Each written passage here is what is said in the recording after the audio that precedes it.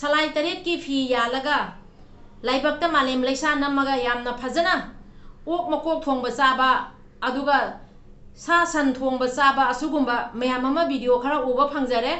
asigi matang wafam khara thamjage aina ngasi video ma aina semjage asi video se hojai dagi pari mom channel sibu yengbiri ba mayam punamku ikai khumnajari aduga video siga soiran yaukiba kya lerega su mayam na ngakpi waina amuka su hojai dagi pari mom channel la yengbiri ba mayam punamki mafam da request tawjari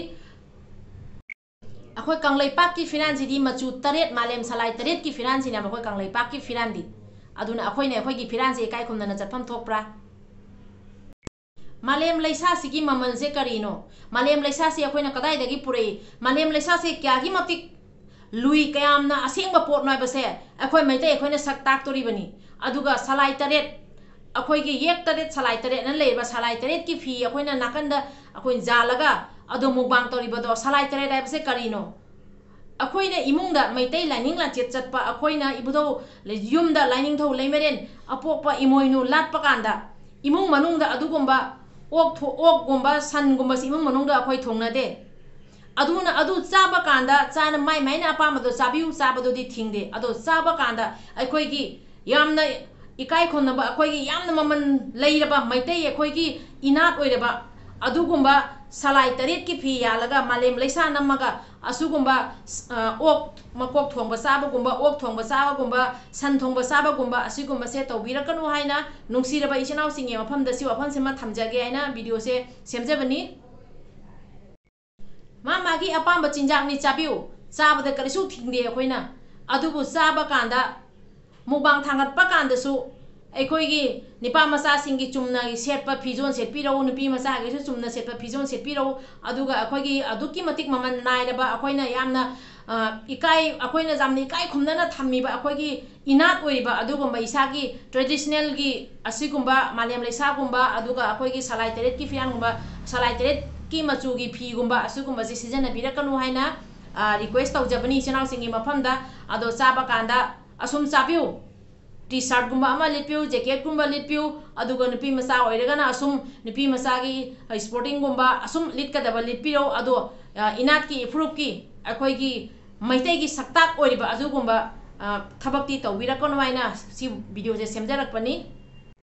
ichinau singbu nungsibadai ngasi ene video je semjarakpani akhoi punamak ichinau ngatani maitei masen akhoi apun boina lepminaraka malemda maitei hoi sak takpa matamni aduna aina ngasi semjariba video sisu ichinau singbu ibung yupa singbu inau singbu nungsibadagi mina yenggibada phajadaba mataw ama lakpadagi aina si video se semjarakpani ichinau singna lana khanbiganu aduga karigumba aigi videos aina ngasi video se semiba video siga yaningdaba leiragasu aina soigiba leiragasu mayamna sum comment tawbiro aina ayu oibi mot mayang yahumda thamjarakpani hujik sidi maitei siga kuki siga lan tawnabe matamda malemda maitei gi sakse takpa matamni akhoi gi enat karino asi mayamda takpa matamni ado chinjak sisu akhoina chaba kanda chaning base chabiu ke sum kaide adu oiragasu akhoi gi lai gi thoramda akhoina season nariba akhoi gi salai taret ki machu taret ki phi aduga malem leisa asuguma namaga nungsi biduna asuguma chabirakanu haina sigi video semakpani amasung haijening badi maitei akhoi se jam thak wangna malemda thamgedrubani akhoi gi enat akhoi gi lining lamchat se jam malemda jam thak wangna thamgadabani akhoi gi lining lamchat akhoi ne soiba taragadi akhoi na khongthang ama soiba taragadi malemda akhoi gi sakse akhoi na uttoriba akhoi gi sakse nakan amaromda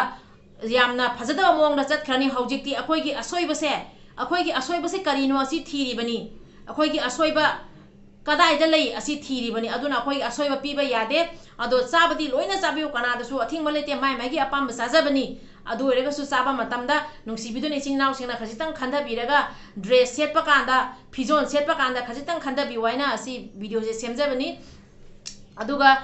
video sibu yengbiriba ichinau ai aimon dei suena yamna khangiba oja sing aibu takpi tambiba heiriba ibung yupa oja sing meyam amanda su yengibani adu yengbiriba meyam punam kem pham da su ngasi hojai degi pari mom channel na thamjariba bafam siga soiran yaukhiba kya leirega su takpi ro haina amuka su hanna request tawjari kanglai paki maitei akhoi gi firan di akhoi gi machu taret ki firan sena maitei akhoi gi firan ne ba aduna akhoi gi firan se akhoi ne ikai khumna na chatkadori bani akhoi na thak wangna thamdori bani salai taret ki machu taret ki firan ai se akhoi gi di lai ni aduna lai gi asumaina phizon lai sibu isa da loina raga adugumba sa chaba matamda season biganu haina haijabani adugi ni aina ngasi video semai se ibudo pakhangba ibudo akhoi gi kanglei pakta lei ri ibudo pakhangba sibu akhoi na ikai khumna na chattori bani malem salai taret ai se salai taret ai se karino ase akhoi na khandagadabani ichina ibung yu pa ngatani akhoi di piba icha ngatani aduna khanda hodaba leiraba khanda hodaba dagi hapkiba leiraga su sauba nate tungda muk tawraktana bagi haina ina si video se semjabani ado ibudo pakhang mana yai phare kanglei pakna yai phare enat kansi ifrup kun kansi adugi tamakte semjabani MEETEI ichina akhoi punamk apun moina leminasi kanglei pakna yai phare ibudo pakhang mana yai phare ngasi gidi loisanjarage